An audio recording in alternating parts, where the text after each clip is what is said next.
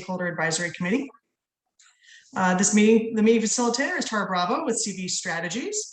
The audio, video, and chat features of this meeting are being recorded and is being conducted in accordance with Governor Newsom's order N0821.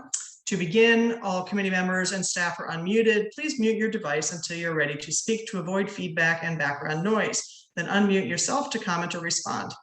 Committee members should use the chat feature only for meeting management purposes and not to engage in discussion. Members of the public are muted and video is off upon joining the meeting, but will be unmuted for public comments and questions. I will call for general public comment at item 2, and then again at each agenda item. Comments are limited to 3 minutes and have 3 options. 1, you may indicate in the chat feature at any time during the discussion that you wish to be called on. 2, you may write your question in the chat feature. Or 3, when comments are open, Tara will unmute all members with a comment briefly, and you must state your name and indicate that you have a comment or question. Kathy Martin is our timekeeper and will advise you when your 3 minutes is up, and then your mic will be muted after a brief pause. Public comments can also be sent via email or mail. Please refer to the agenda for the details. Any public comments received via email or in writing after 2:30 p.m. today will be posted to the website, and all of which will become part of the record. For each agenda item, I will introduce the item and the presenter. At the end of each presentation, I will ask the committee member for questions of the presenter. And we ask again, if you use the raise hand feature, it is easiest to track. Otherwise, signal or verbally or visually. Then call for public comments, and then the committee may again discuss the items, including the public comments. And again, I personally think the raise hand feature is the easiest way to keep track of everybody especially when we have the screen sharing on. Today's PowerPoint was not included in your packet, but it will be shown during the meeting and is available on the SCV GSA website. So Tara, over to you. Everybody, buttons, fingers at the ready for your mute. We are ready to do roll call. Dan Masnada. Present. Sandra Cattell. I am here. Stacy Fortner. Did you hear me? There you I go. am here. I heard you say, did you hear me? Oh, Dennis okay. Ostrom. Sorry. Dennis, are you here today? All right. Steve says he has technical difficulties and will be on shortly. Matt Carpenter. Here. Eric Adair. Yes. Holly Schroeder. Present. And with that, we have a quorum. Right. And do we have any general public comment that has been submitted? Nothing has been submitted that I'm aware of. I will encourage ask all to unmute. Any public comment? Hearing none and seeing none, we can move on. Very good. Moving on to our general agenda items. Items 3.1 is the minutes of our June 9th meeting. Any comments? And if not, I will take a motion to approve. This is Anyone? to tell me to approve. Thank you, Sandra. I'll second. This is Dan. Thank you, Dan. Tara, back to you. Dan, do you vote yay or nay? Hey. All right. Sandra Cattell, Yes. Stacy Fortner, Yes. Steve Sly, I'll have to abstain due to tardiness beyond my control. it's voting on the minutes. I approve. Yes. Matt Carpenter, Yes. Eric Adair, Yes. Holly Schroeder. Yes. Minutes pass. Moving on. Okay, and now into the meat of the matter, as you will. We finally have a draft of the draft plan. Hopefully folks had a chance to work through the SharePoint information. I will say it is voluminous. So hopefully you spent some time working your way through it. I thought it was really well organized and well laid out. So thank you for that. Tara, I'll go over, turn it over to you for an intro and then move on to the presentation, if you would. Absolutely. I'm going to be introducing Rick Vergoots here today. He's going to be walking us through the presentation along with Jeff. So with that, I will toss it over to Rick, and then I'll be facilitating a comment period afterwards. Rick? Thank you, Tara. Thanks, everybody. And yes, today you'll hear from both Jeff and I, and I'm going to share the screen. We've got a brief PowerPoint just to keep our thoughts in order. So let me open that up on the screen here.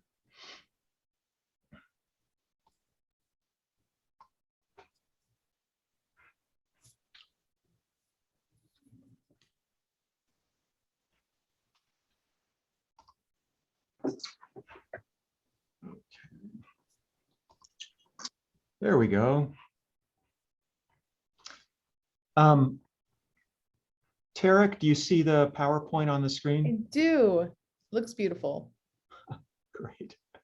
Okay, well, thanks everybody for being here, and we appreciate the comments and your review of the document.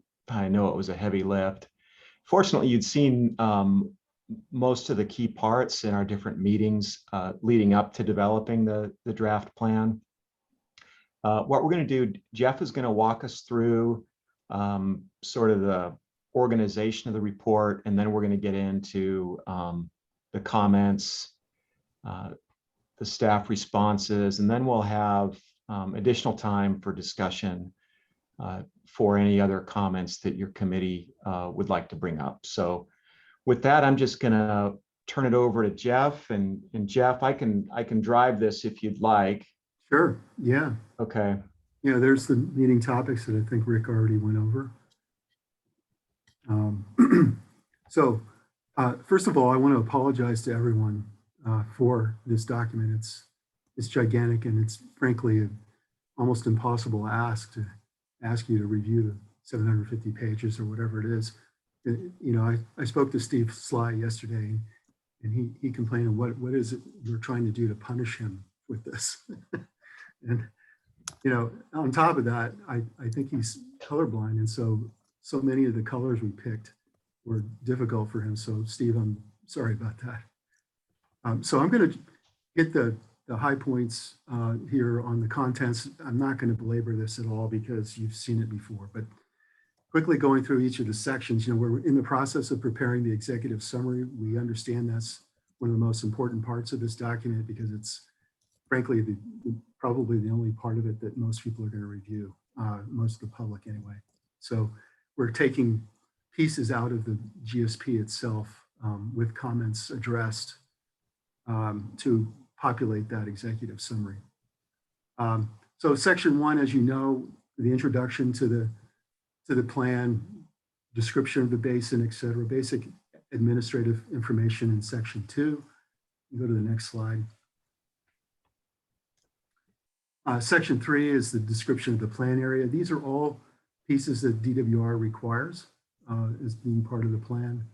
I won't belabor all of these pieces. You've already been labored enough going through it.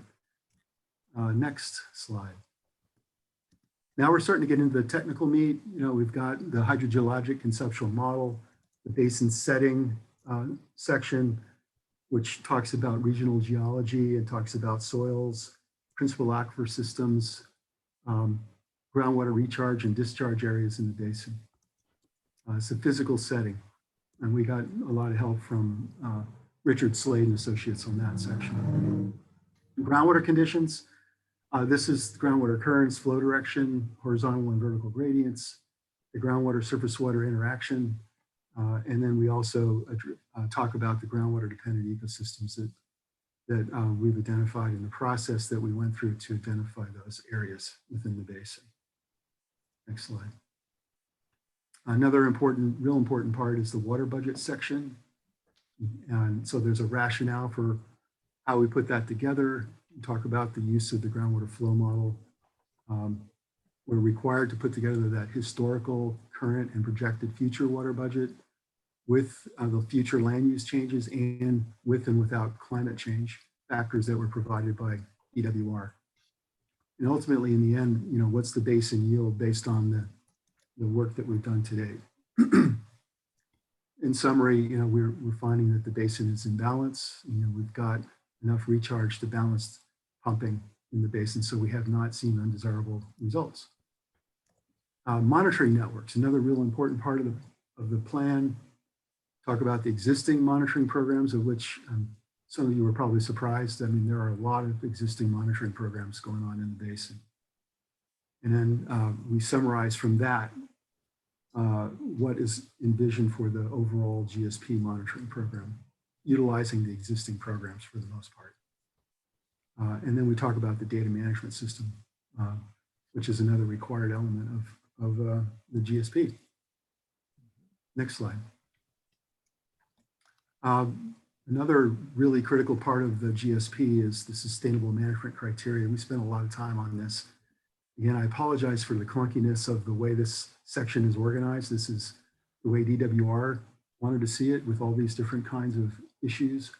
So we went through each of the sustainability indicators that you see here, reduction of groundwater and storage, the chronic lowering of groundwater levels, subsidence, degraded water quality, et cetera. And we developed the rationale for what is considered undesirable in the basin, and then what thresholds are we proposing, at least initially, moving forward. And again, recognizing that, as more monitoring data is obtained and as we fill the data gaps that we've identified, the GSA may decide that we want to update the sustainable management criteria at some future date. And there's opportunities that are built into the overall Sigma program for doing that. Next slide. Management actions and projects. To a large extent, we're fortunate in this basin in that we don't have undesirable results. So therefore, we don't have to come up with near-term projects and management actions to correct a deficit in the amount of pumping we're doing relative to recharge. We, however, did identify a number of data gaps and things that we feel are important to address in order to more efficiently and effectively allow the GSA to manage this basin with better information. So that's really the primary focus of this section. We call those, basin-wide management actions. But we also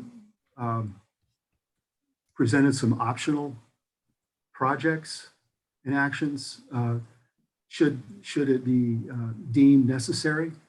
If we find that at some point in the future we see that there are undesirable results and that we need to begin implementing some projects, we've got those listed. Likewise, we included some discussion of what we would plan to do if we do see an undesirable result, if we do see that we've been exceeding the thresholds that have been established. So what process are we going to go through to evaluate those and then to make decisions on what actions should be taken and when? Hey, Jeff. Yeah. Sorry to interrupt. On the optional projects, I think you mentioned that those would be implemented if we had undesirable results. And I think that the idea with those is that those are not required as part of implementation, but they're considered optional or beneficial. That's right.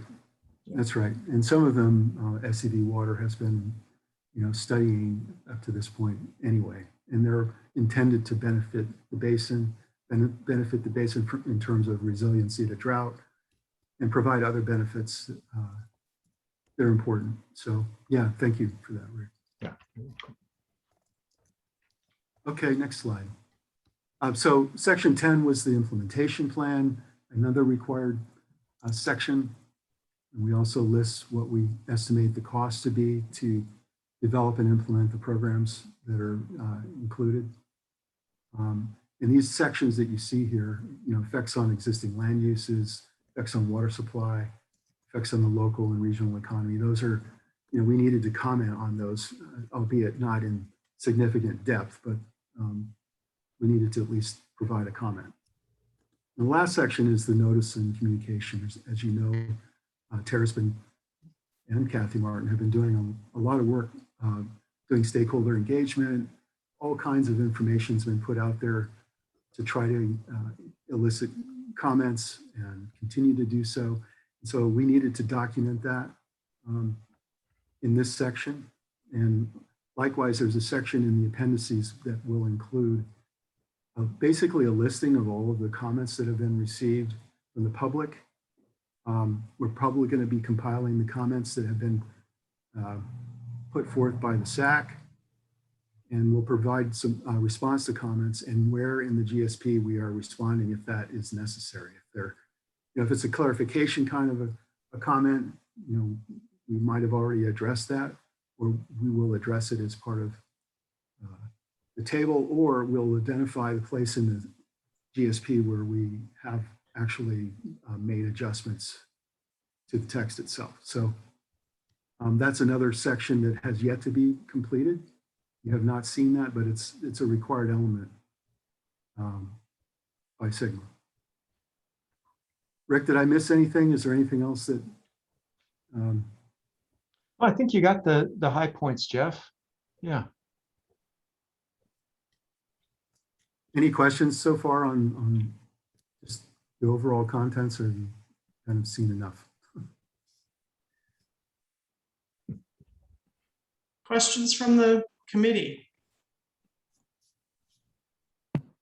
This is Dan. I don't really have a question, but Jeff mentioned, just how big the document is, but, the one comment I have, and, I've worked a long time with water in the valley and the various studies that have been done over the years, but, want to remind, well, not remind, but, tell the committee that this is by far, well, this is the most extensive and comprehensive review of the valley's groundwater basins that has ever been prepared. So I think that's something we ought to keep in mind, right along with the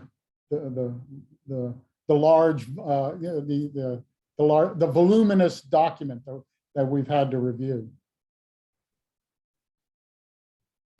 Well, we've appreciated everyone's input on this, and we'll continue to be interested. Mm-hmm. Okay.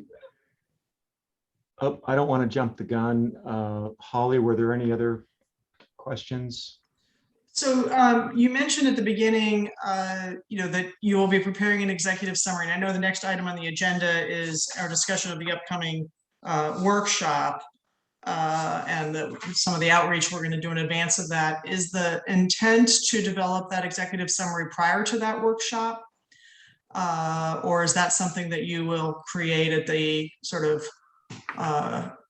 culmination of all of this effort? Yeah, the intent is to have the executive summary put together in draft form when we release the public draft. And that will be August 12th, and that's 9 days before the public workshop. Actually, the 16th. Right. Oh, is it? Okay. In your schedule. Thanks for. I need every minute. Thanks for setting me straight on that. Okay. And Sandra, it looks like I'm going to come back to that, but I'm going to go to Sandra here. Thank you. If we are in discussion, which I think we are, Yes. I do have one more comment, and that is that as I went through this, and I've been listening to, every meeting very intently, and I just want to make sure that when we talk about groundwater sustainability, I had this discussion with Rick. I want to make sure that we talk about groundwater sustainability for everyone in this basin, and not just sustainability for the water agency, but that we should be thinking of sustainability also for the well users, whether they be at the lower part of the canyons and in the deeper part of the alluvial aquifer, or up canyon, or in the higher reaches of our watershed. I just hope that we think about all the users of water, not just the water agency. Thank you. I think it's a good comment, and I know when we get to the outreach, I think something Tara prepared spoke, or maybe it was there somewhere in there. I remember reading, 70% of it is, the pumping is from, or usage is from the agencies, but that's another 30%, right? So there is definitely other users that we need to be mindful of in this. So I think it's a very fair comment. I know there's a reference to that, whether it needs to be more prominent in any way. If there's anything we need to do about that, I'll let Rick and Jeff evaluate that, but I definitely remember seeing that. Holly, also, if you think about it, the monitoring of the wells is at the deepest central areas. And I just want to make sure we have plenty of well monitoring in the hinterlands where we have water users that are dependent on wells. I mean, we really need to have monitoring and make sure that, that of those 30%, 25% are out of water, but we still have water because we're drawing water from the center of the aquifers for the water company. I just want to make sure that everybody's covered, as well as the ecological systems, the flora and fauna that are dependent on groundwater also. And I know that one of the actions is obviously expansion of the monitoring network and filling some of those data gaps that Jeff responded to. And I know we specifically talked about some of those GDE areas.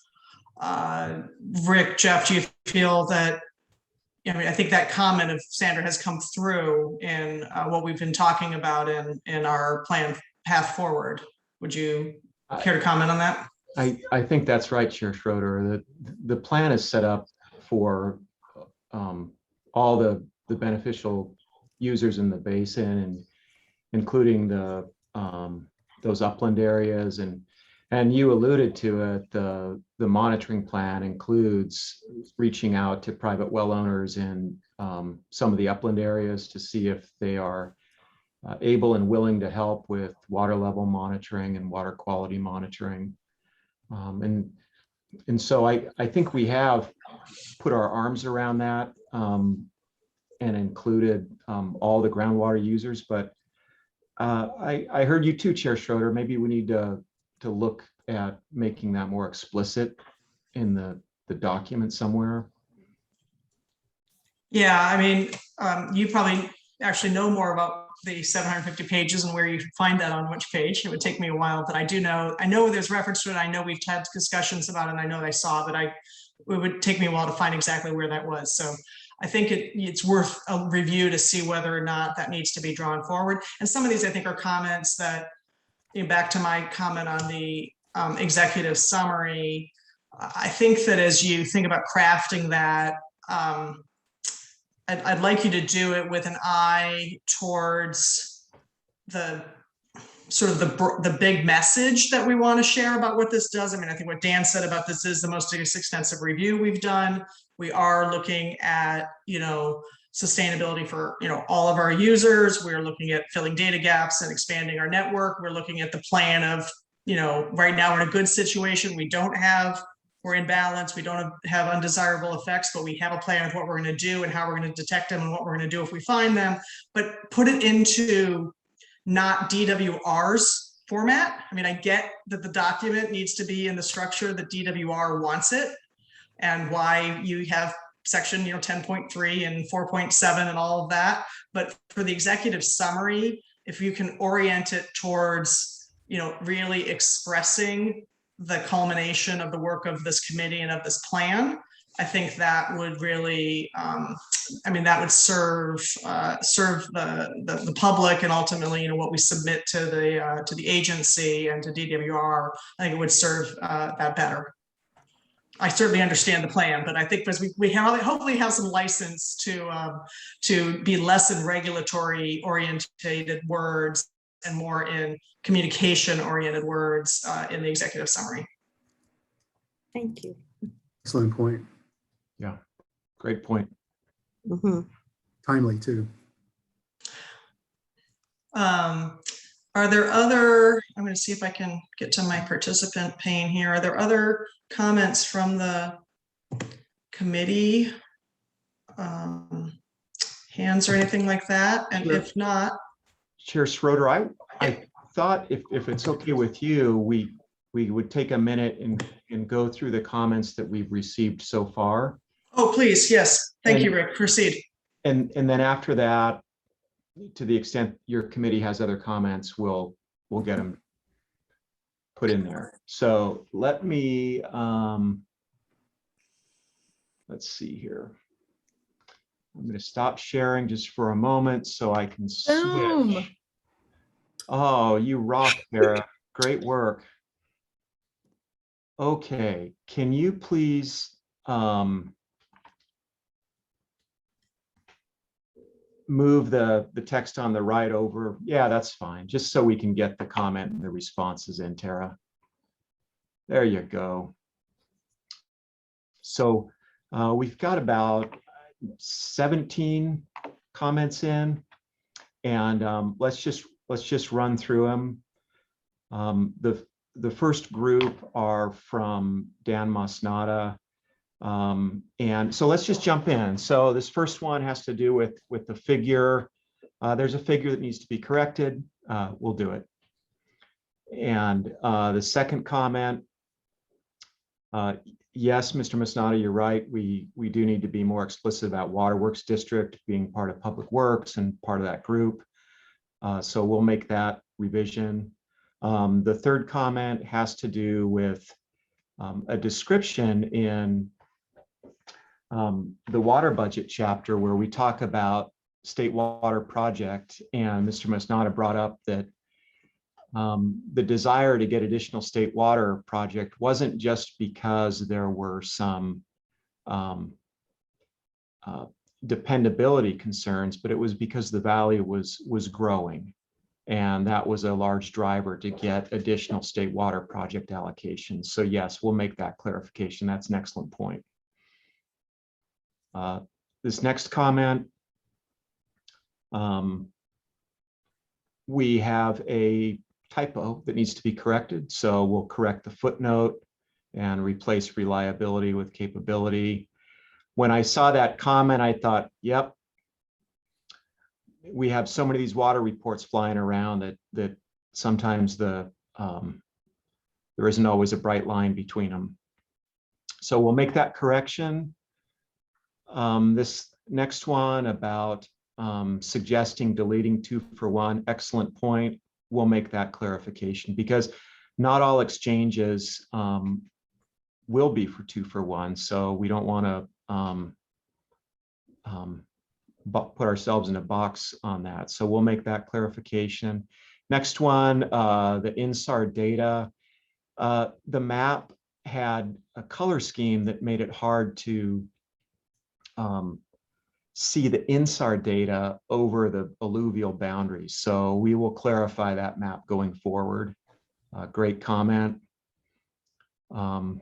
This next one about the sustainable management criteria. We appreciate your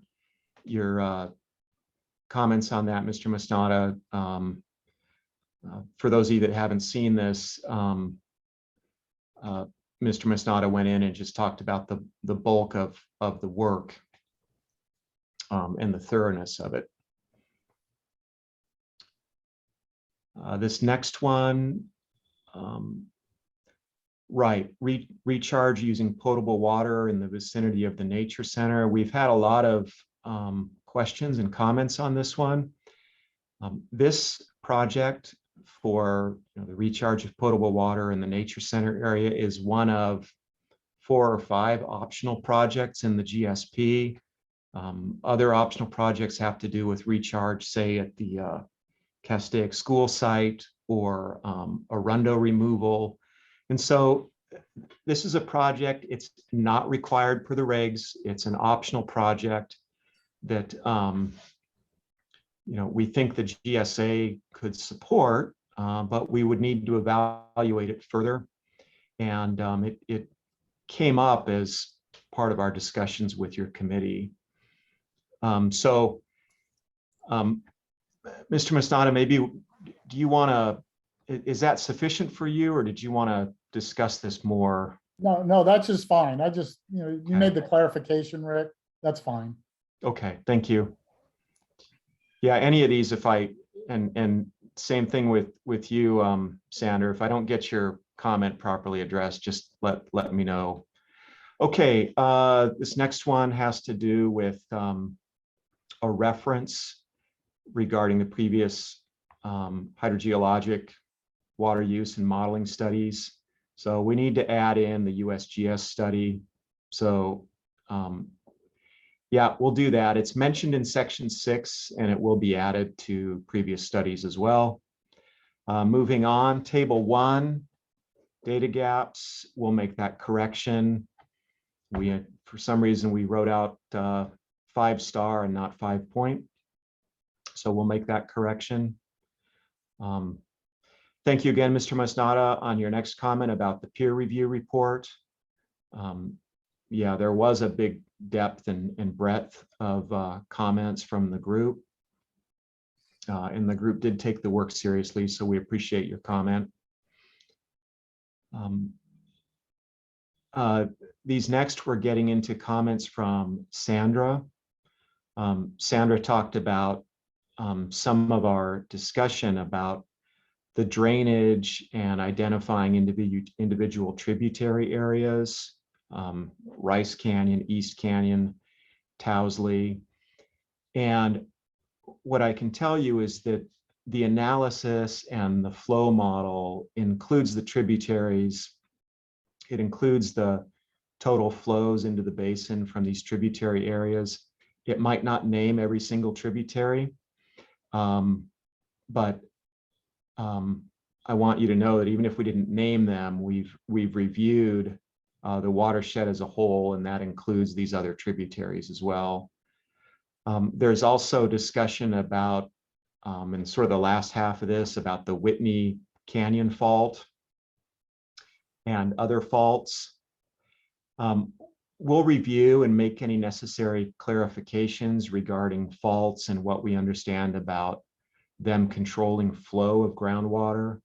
But again, the groundwater model looks at these. It includes faults. It includes any flow characteristics that we know about on these faults. So we're going to double check it. In this area of the basin, we have the San Gabriel fault and the Whitney Canyon fault that cross Placerita Canyon. Yes, we have heard that Whitney Canyon fault may be somewhat of a barrier to water moving westward.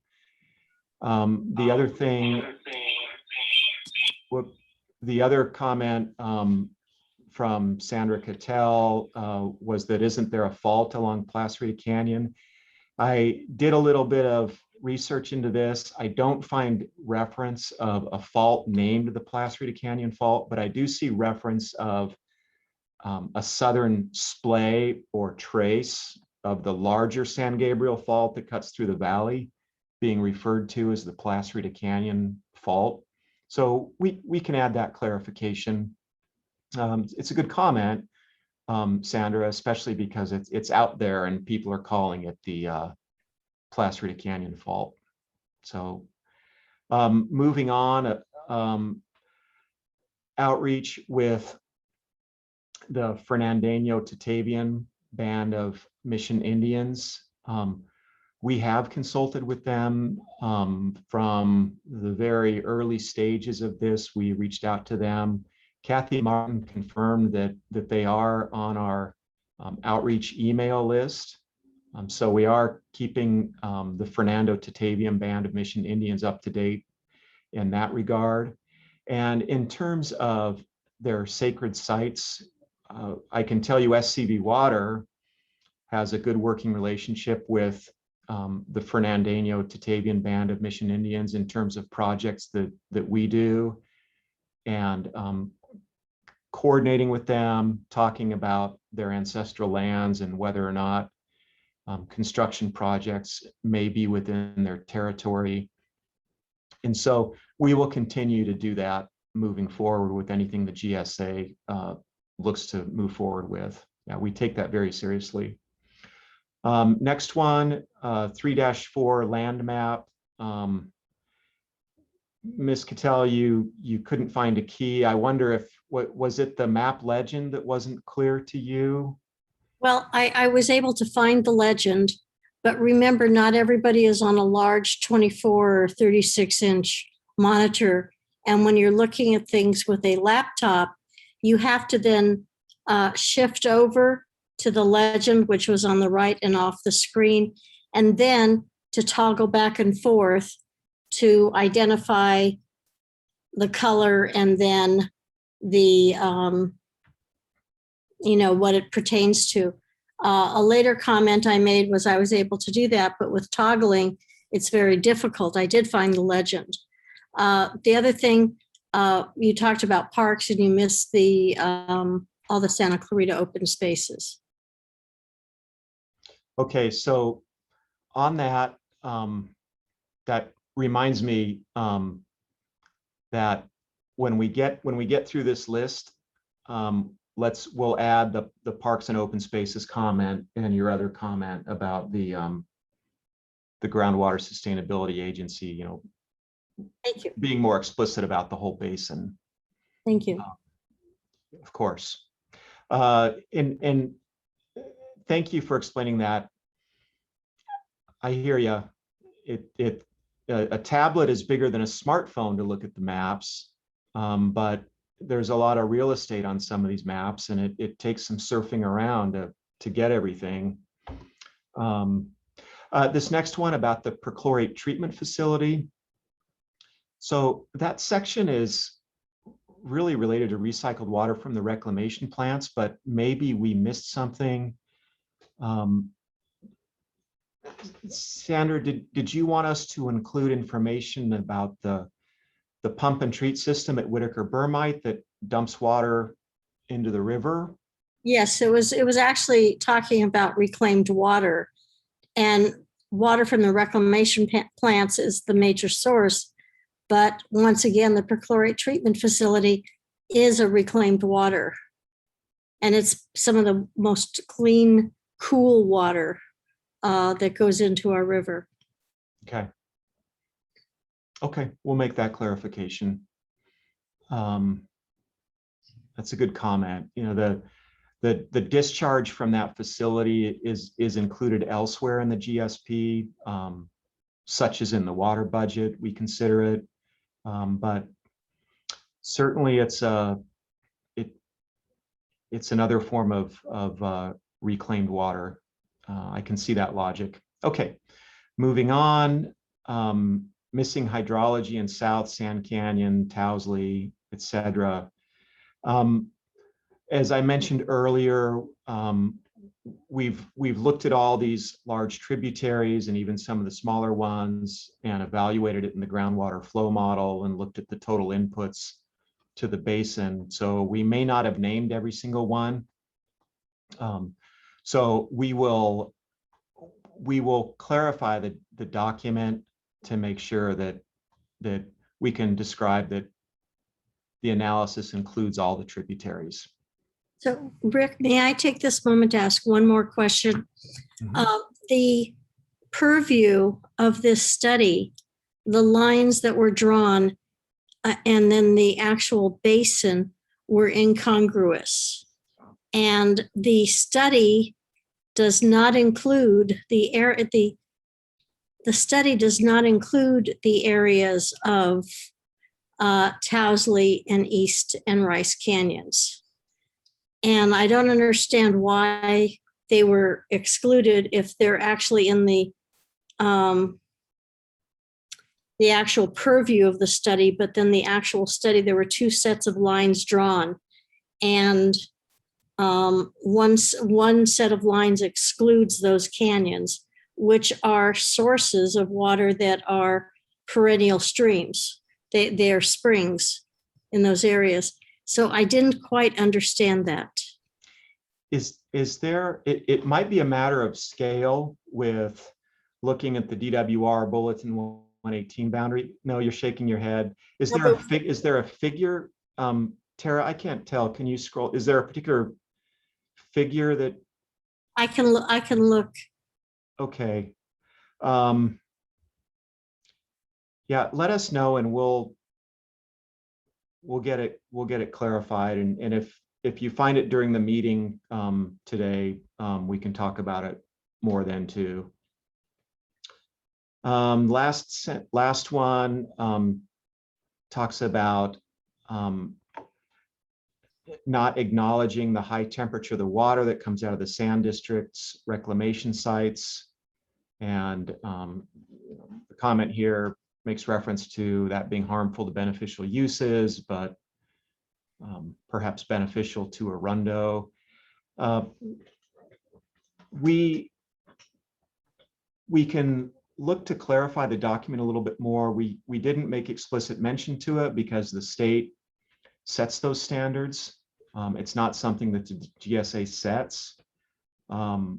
We also know that the regional board is looking at reevaluating the water quality objective for temperature from these water reclamation plants because temperature is important, but it's not something the GSA has authority over, similar to the water quality standards that we've talked about in the past.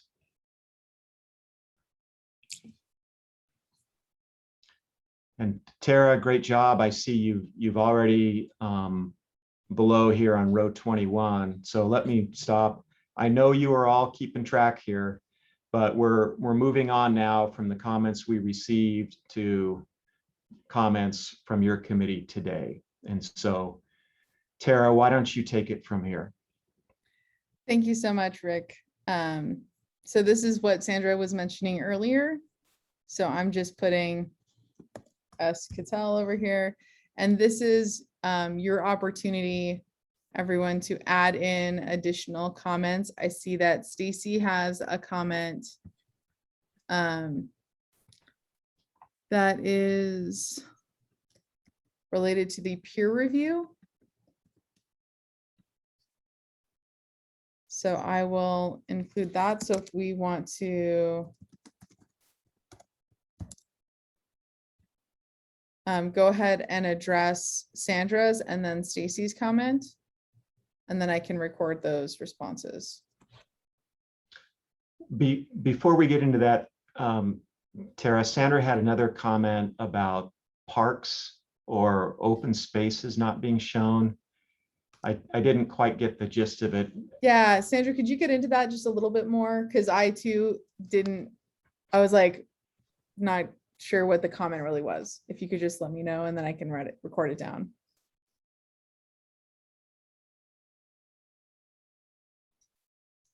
Sandra, come back to us. Sorry, I forgot to unmute. So the one where I couldn't find the legend.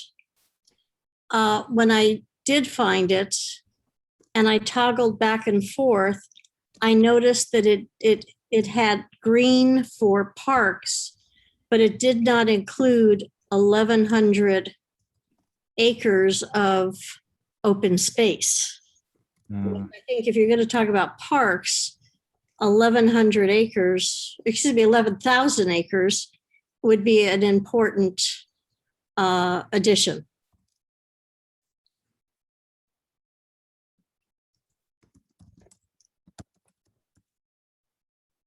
And there's 11,000, over 11,000 acres of open space.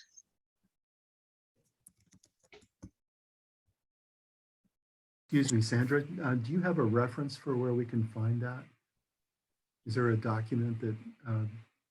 I'm sure if you ask the city for their documents on their open space, you would get it. Now, some of it may not be actual in the basin. Some of it's in the watershed. Like, for example, Ellesmere and Whitney Canyon are in the watershed. They're not in the basin.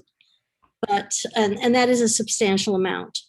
but there's still many, many parks like Quigley Canyon, Rice Canyon, Towsley Canyon, many, many places that are,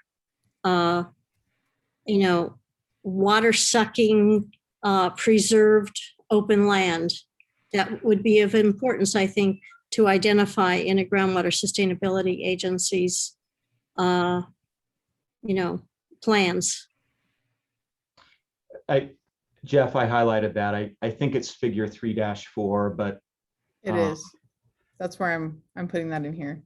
Thank you. I just went scrolled up to grab it. yeah.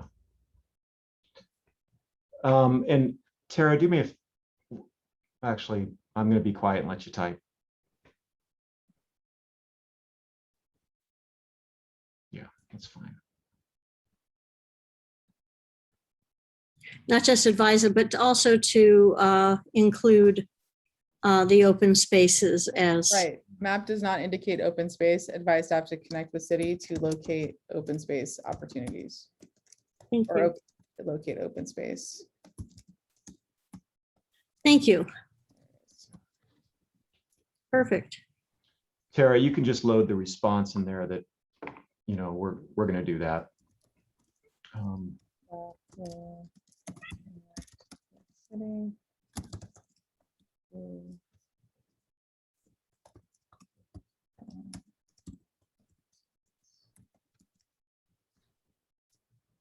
Great.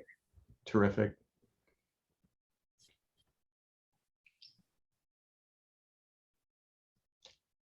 So where everybody gets to see my OCD like on display in front of everyone.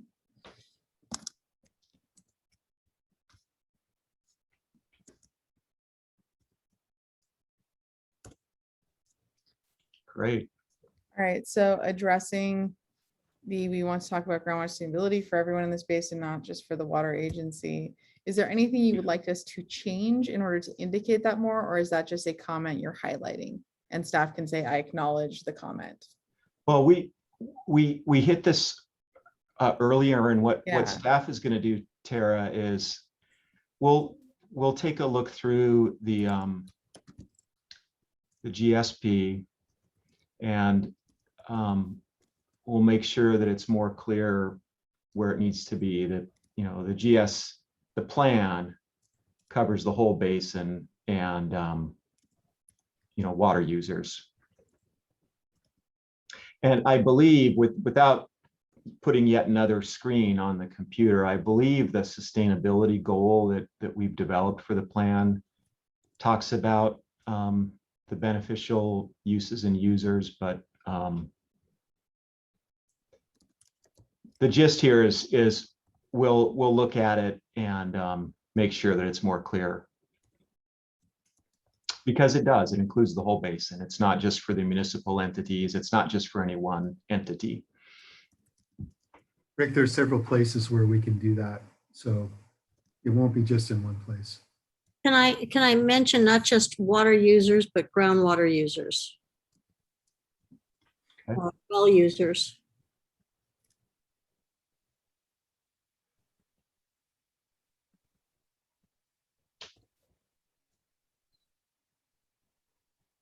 But not just water users? Well, we're all water users. That's my point. But it's like, I'm trying to emphasize that it's water, not just like use of land or use of buildings or use of concrete. No, Like, I'm thinking of groundwater? yeah, those people that subsist on groundwater and they're not using the agency water There we go. that we are giving equal rights for sustainability to all users, Right.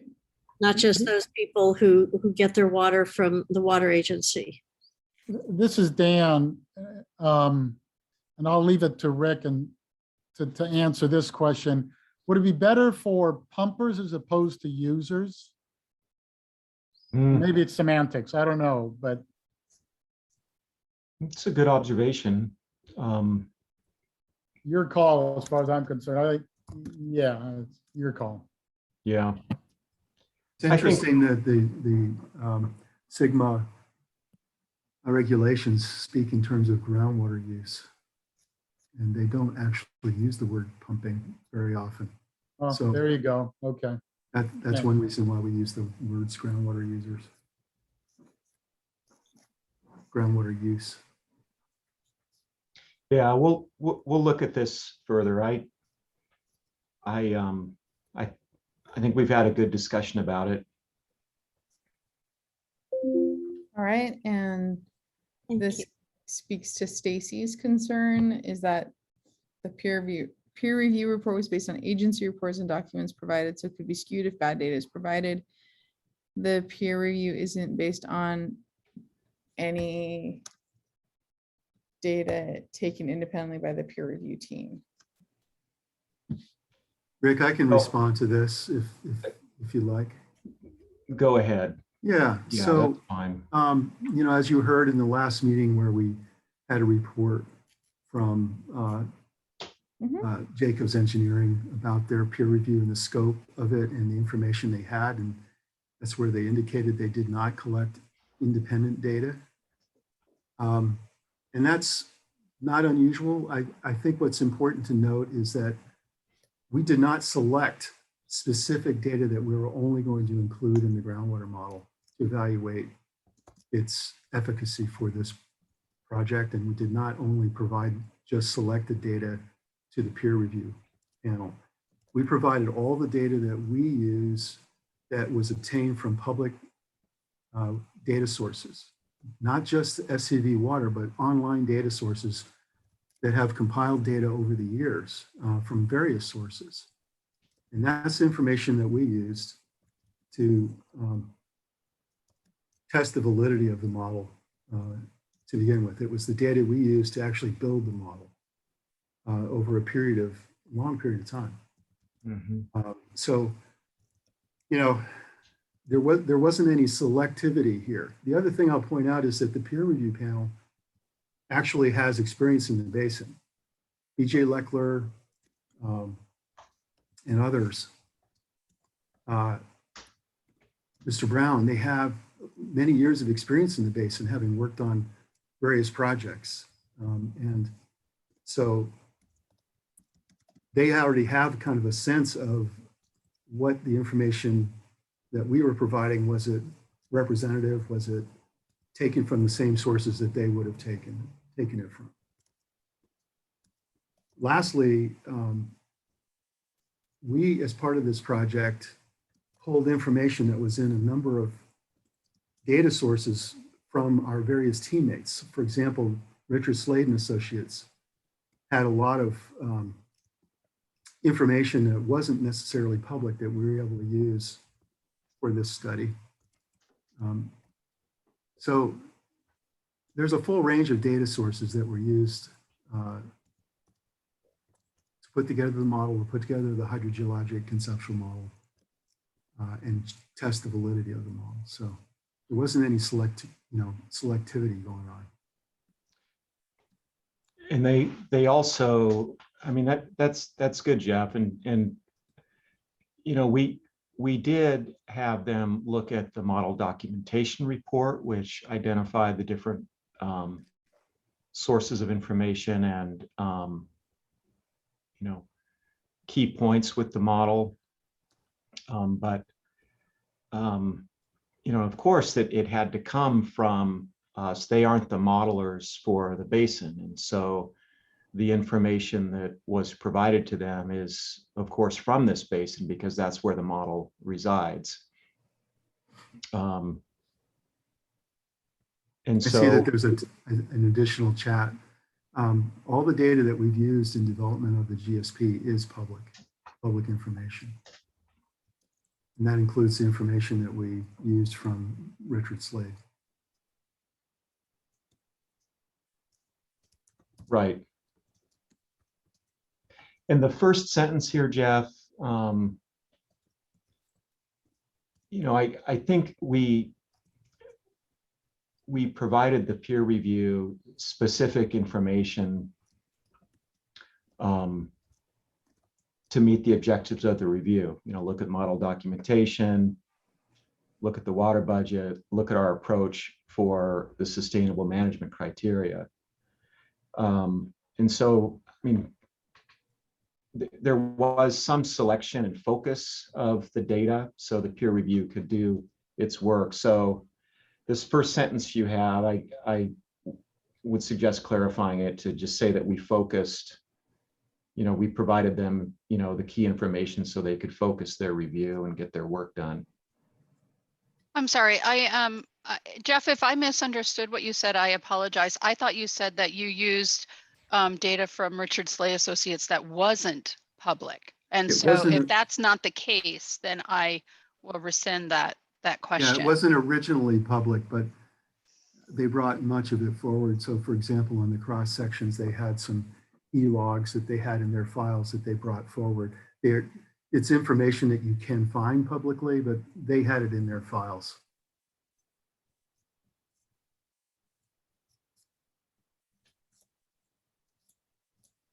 So to be clear, did you select the data provided or not select the data provided? And if you did select the data provided, then how are we addressing this on the right? Well, Rick, didn't we provide them with a whole bunch of reports? I mean, I know that much. Oh, we did. We provided them with a ton of information. Maybe it's just the way I read the sentence. I mean, we had to focus the peer review team, and so we did have to select information and provide it to them. Say, okay, you're moving on to this section of the review.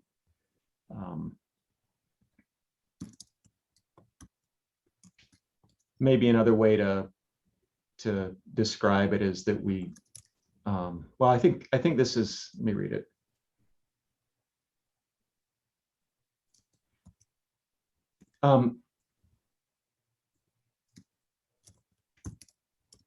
Just, sorry, everybody, please be patient as we work through this.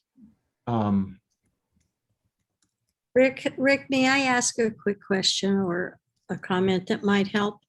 I Sure. think Stacy is looking for is how would we know that you didn't just select information to bolster a position, a preconceived position, but rather, how would we know this, that you didn't do that and that you actually have a representative set of data that covers everything? Is that about what you're looking for, Stacy? Oh, I know that's what she's looking for. Yeah, I mean, I just want to make sure that if we are providing reports and providing data, that it's accurate data so that an accurate report can be produced or a peer review can be produced. What I don't want to see is garbage in, garbage out, and then you give them what you want them to see, so they give you what you want to hear. That's what I don't want.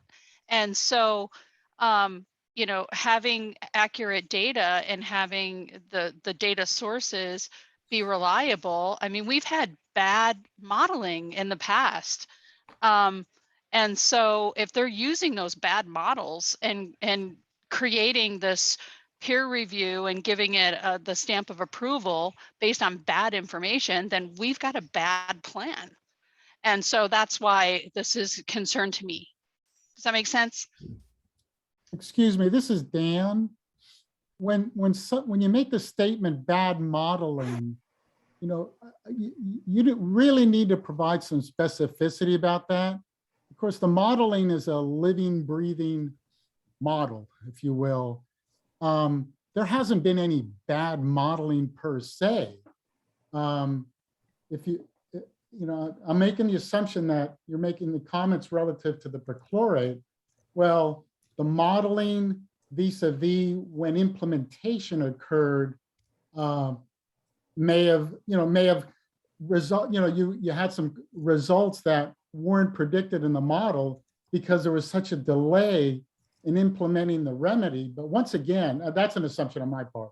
But once again, if we're going to speak about bad modeling, I'd like to hear the specifics about that, because I don't believe there was any bad modeling per se. And I trust our consultants. If we, well, they've already been engaged. I would say, hey, if we don't trust them, we better get some consultants that are going to give us the straight poop, so to speak. But to suggest that there's been bad modeling or that we're cherry picking data, once again, I'd like to see evidence of that rather than making a kind of a broad general statement. Thanks, Dan. I think that we've talked about that in prior meetings. And yes, the perchlorate was an example that I used, but there are others. And I don't know if this is the meeting for that, but happy to get with you on that later.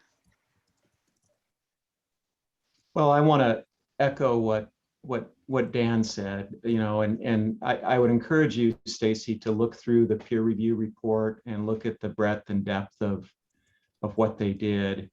There were a number of components, key components that they looked at: model documentation, water budget, development of sustainable management criteria.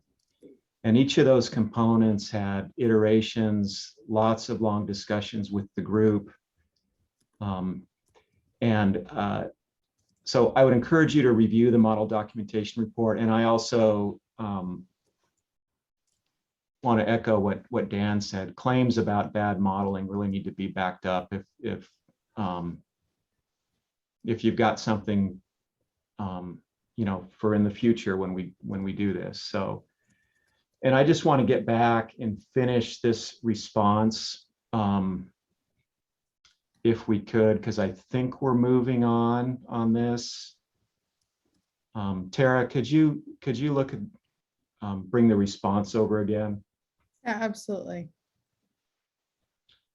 So I think this first sentence is just creating confusion. I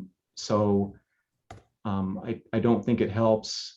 The peer review report describes the information and how it was used. And I would encourage any of you who haven't looked through the peer review report to do that.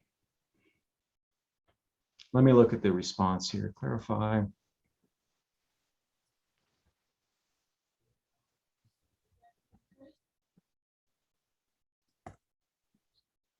Yeah, I think that's fine. Okay. All right, Sandra has her hand raised. I'm sorry, I forgot to take it down. Oh.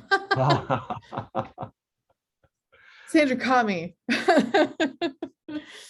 All right, any other comments for the plan in this moment in time? I know there's probably more comments that are coming.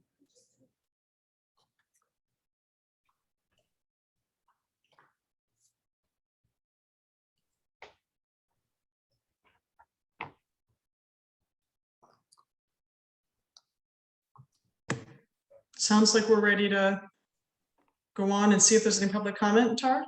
Yep. I just kept Okay. thinking there would be comments, but Okay. Back to you. all right. And now opening for public comment. I've asked everyone to unmute. We're open.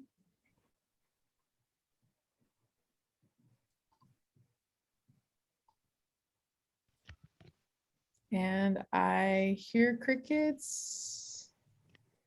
Stacy did chat another comment.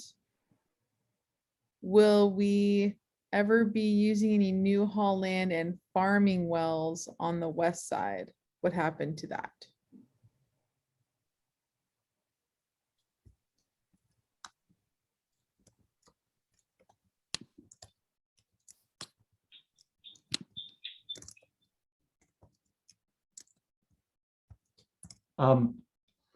Tara, I'm not aware of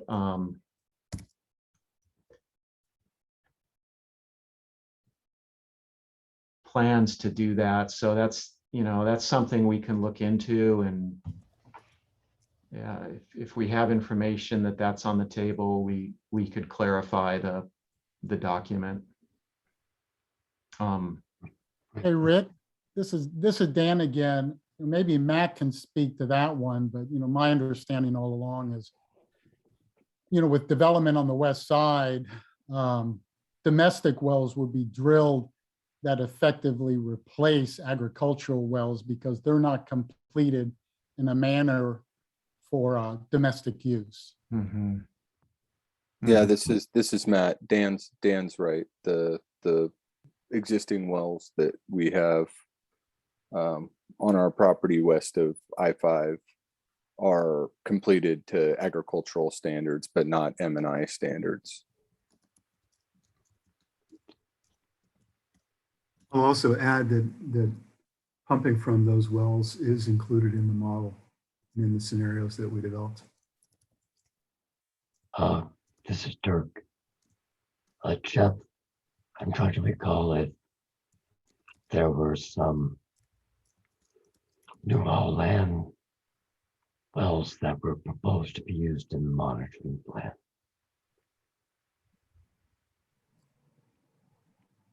I Yes, believe that that- is true too. So what was that in terms of like what I should write here? Maybe I think I sorry for interjecting. I think what we can do is just look to clarify the language in the plan a little bit more to the extent we need to. I think Stacy just in the chat clarified her question. Oh, ag wells to determine GDEs.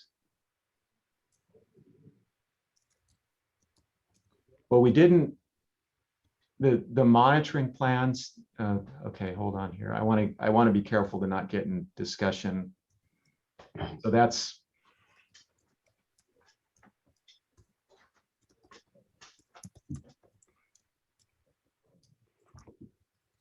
So I can help with that, Rick. yeah, let's do that. So we use a combination of existing wells, including agricultural wells, and also with predicted model results where we did not have well coverage to look at whether or not we had water levels, groundwater levels within 30 feet of ground surface that helped us identify GDEs versus not likely GDEs. And we have further refined that to basically we plan to install dedicated monitoring wells that would be used for ongoing monitoring within the GDE area. So we may have to rely on some existing wells for a period of time until all those wells are installed, but the plan calls for installing dedicated GDE monitoring wells. Yeah, and Jeff, I want to add the way that the question was provided. It's written to suggest that it says to determine the GDEs impacted in the area. We're seeing the GDEs have been sustained. So really, we're looking to further monitor and understand the GDEs. And so I just a point to bring up to the group. I think the way that question is worded might be a little bit leading. So I would Typed it in a hurry. Sorry. I would suggest that we are going to do monitoring to evaluate the conditions of GDEs, but at this point don't see that they've been impacted.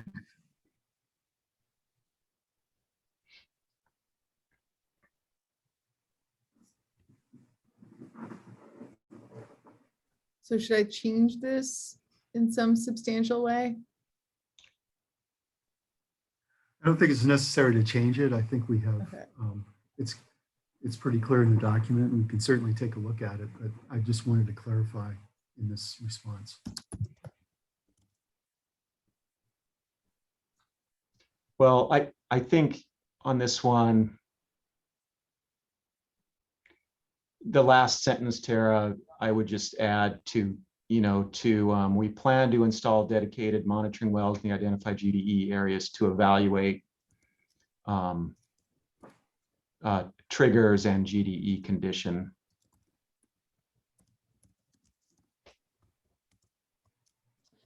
Thanks.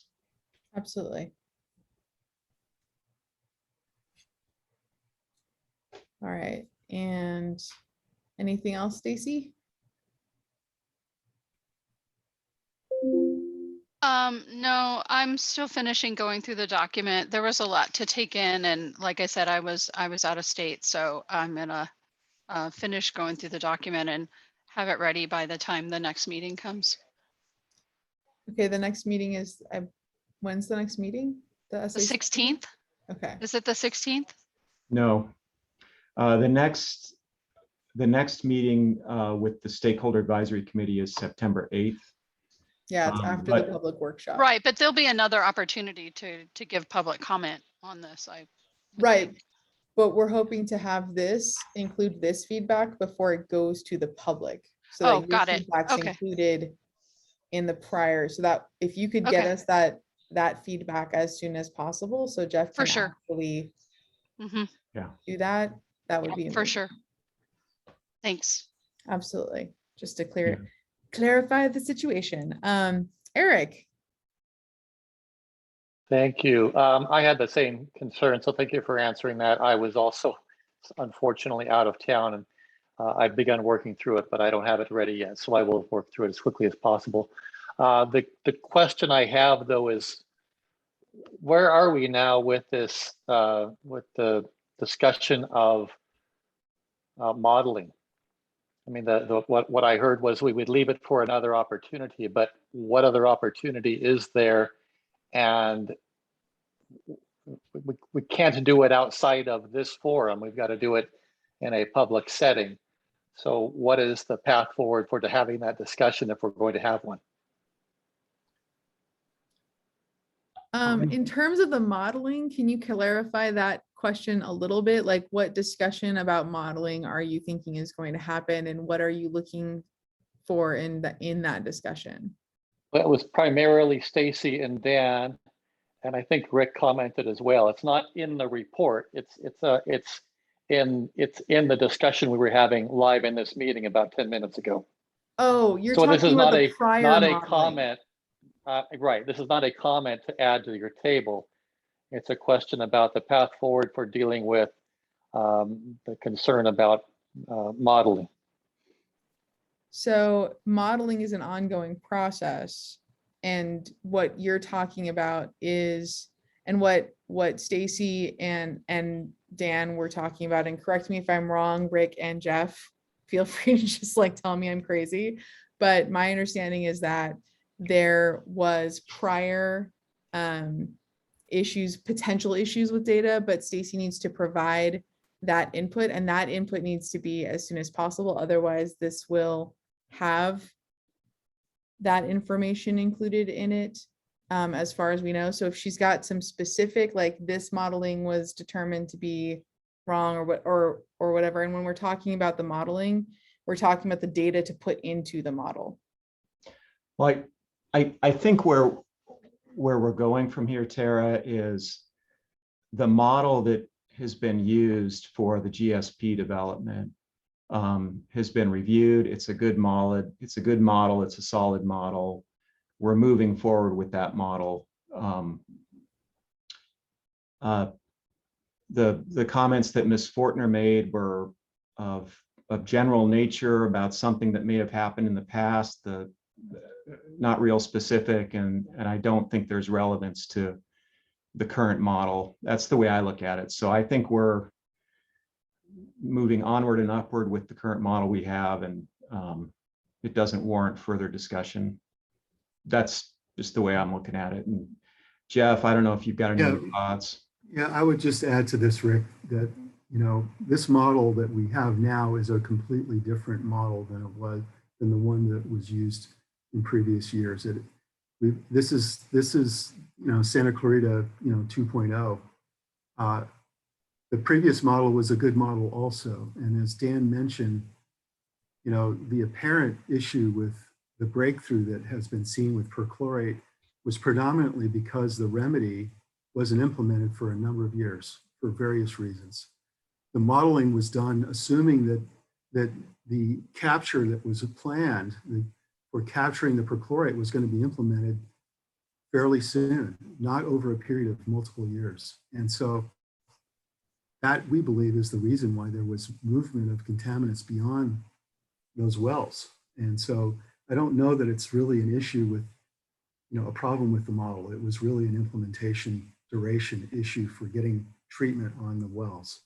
Now, with regard to this present model, which is what the peer review reviewed, it's been steadily improved over the years, and we're very, very confident that this is a great model that can be used for planning purposes and for all of the decisions that have been made so far.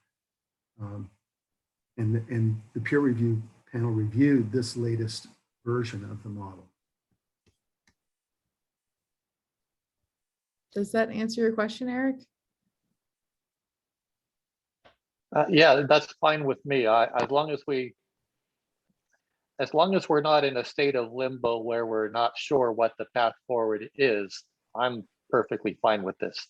Frankly, it wasn't my issue. My only question was, what do we do about that issue? And I'm satisfied with the explanation. Thank you. Does anybody else have any comments, questions about the plan? And I've already asked everyone to unmute, so everyone can unmute.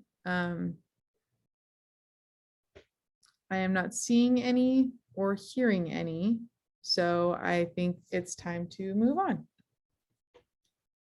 Okay, Tara, Yes. let's go ahead and do that. And I indicated you in a text, I do need to sign off at 5:30. So, but I know the next, we have the schedule of working to prepare this document for its public release on the 16th. And then the workshop that is following that some 9 days later. So I think you have some materials to advertise and promote that workshop and the release and accompany it for the committee's review.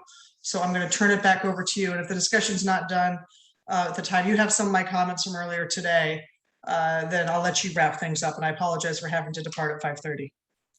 Absolutely. We may actually be done by then. So there's not much to review, especially because I know we don't tend to review these things in depth in front of everyone. So this is the handout that we've prepared to describe this process and how it was done, and also what we're looking for in terms of, we want stakeholder input, we want people to get involved, and here's the next steps. So it really describes and hopefully encourages public input. It also summarizes the process and what its purpose is, to hopefully bridge the gap between that massive document and kind of the quick down and dirty, don't you care about water sustainability. The other piece, and that was provided in the agenda packet. And Dan, your change was made. So that now says this. So I've gotten feedback from Dan. I haven't heard from anyone else, but if you have additional feedback, please feel free to let me know, and we'll go ahead and make those changes or adjust or correct as needed. Sandra, yes. So the last flyer or information sheet you had was also excellent. However, the link to it was so bland and not very interesting and didn't really identify what you're going to be looking at. I would venture a guess that most people didn't bother to follow the link. So I hope that that first page that you have right there, right in front of us, that's what everybody would be seeing, so that then they would go to that link and say, oh, that looks really important for me to look at. Yeah, and we've actually done, with Kathy's help, we've really pared down the language on the digital ads to be more focused on this kind of topic so that we don't get into too many words. Then we've got the flyer. We also have social media, and we have a press release going out And then this handout would be provided as we've done it when you actually come to the meeting and have shown interest. So we don't expect somebody who's maybe not so interested to read all of this first. They would get this little brief about the fact that this is years of work aimed at ensuring a reliable future water supply for the Santa Clarita Valley and combines all the public input from community meetings, workshops, and technical documents. So really getting into what we've done, the amount of work that you guys have done, in addition to staff and of course the engineering firm, and when that is and what that looks like. So we've got the flyer, which will be sent to you after the meeting so that you can distribute it as you would like. And it includes the Zoom information and the call to participate. And then we will also have the handout, and then I've got a video to show you as well that pairs with these two items. So there's lots of really important outreach going on, and I hope that you guys will help me in getting the word out. I know Kathy is putting it everywhere, so it'll be in the Signal, as we typically do, and then also on social media and through digital ads. So Thank you for making it easy for us to hand out. Thank you. absolutely. Thank you for the feedback. That's how we make these things better. All right, so here is the video.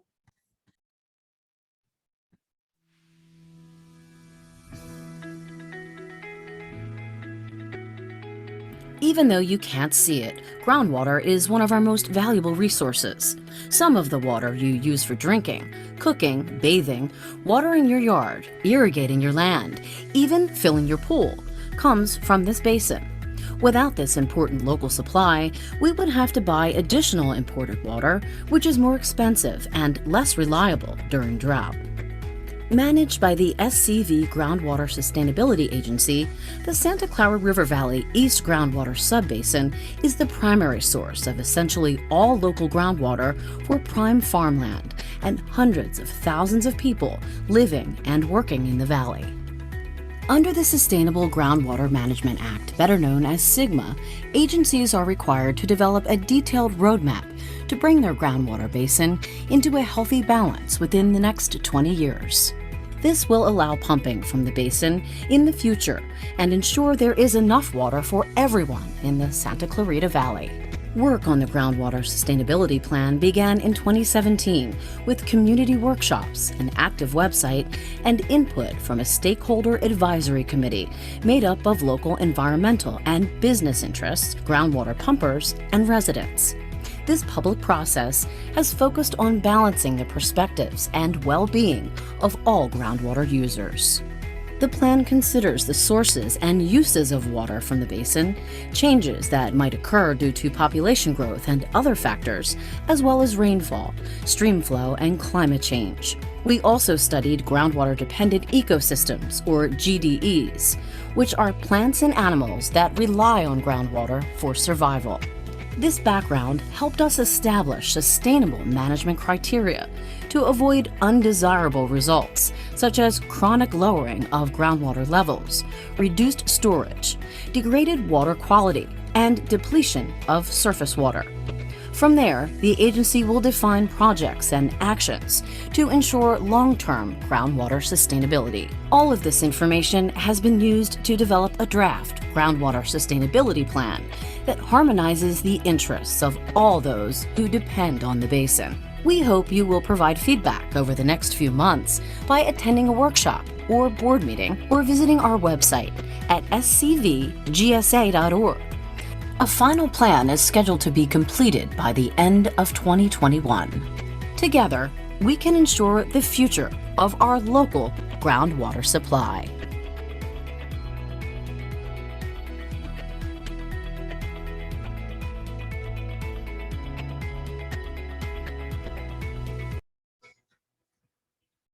There it is.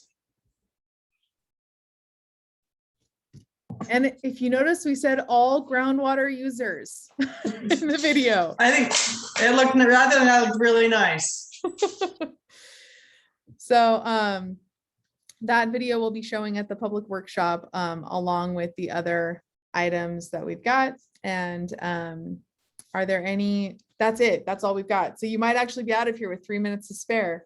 Any Is that feedback, being thoughts? put out in advance to advertise the workshop or just Um, at the workshop?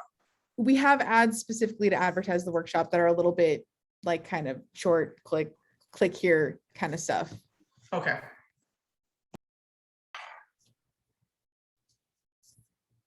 You might think about putting that video out or maybe a segment of the video out on social to advertise it because it's eye-catching. Nice imagery. We could absolutely And do then we like could a share little it. quick cut We could all share it. Yeah, teaser. get a TikTok dance going on it. something. Exactly. All right, any other comments from the committee? Thanks, Sandra, for your comment.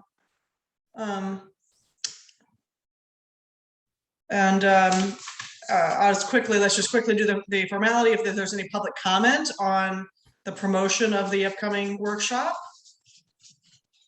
Any hands? Any? There's no hands and no muting. Great. Okay, then neither of these need any vote or anything. So with that, are there any future items for future requests for future agenda items? Apologize. Oh, great. Well, then with that, I will adjourn the meeting. Thanks everybody for your time. Thanks for your time reviewing the document and staff for really putting together such a comprehensive document that I mean, it's really quite a, it's really easy to follow the structure of it, and I really appreciate that. So thank you for all your efforts on that. All right, thanks everybody. Have a great Thank weekend. you very or much, a great everyone. So Thank- long. Yeah, thanks, everybody. Thank you. Bye.